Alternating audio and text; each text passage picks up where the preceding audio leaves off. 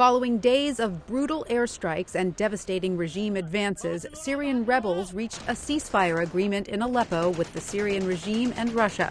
The deal, reached late Tuesday, will allow civilians and rebels to evacuate the war-torn region of eastern Aleppo and return full control of the city to the Assad regime. The evacuation of thousands of trapped civilians and rebels was expected to begin Tuesday night, with a group of about 300 civilians, including some gravely wounded.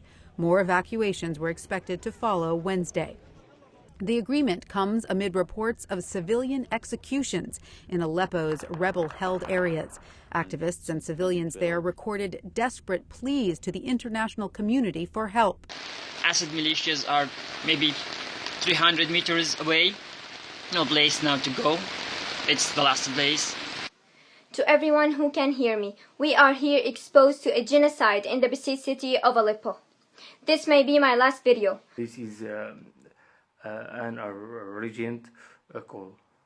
Please go to the embassies and block the way. Go to the UN headquarters and block the way.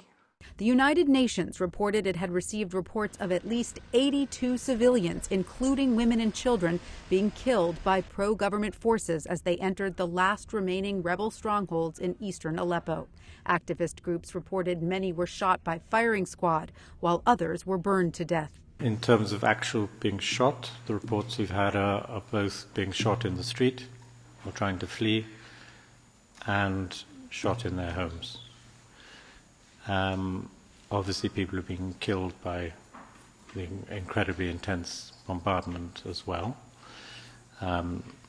So we've also had reports that, bodies lying in the streets and people unable to pick up those bodies, retrieve them,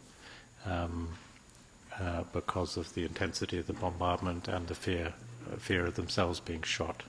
Syrian officials couldn't immediately be reached for comment, but the Russian ambassador to the UN denied reports of the reprisal killings. As to mass arrests, disappearances, and bloody reprisals against so-called civilian activists, we have no such information. An hour ago, we contacted our embassy in Damascus, which is in contact with Syrian authorities and the high command of the Russian army in Syria.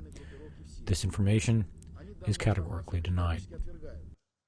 Before the ceasefire, the Assad regime claimed to hold more than 90% of the city.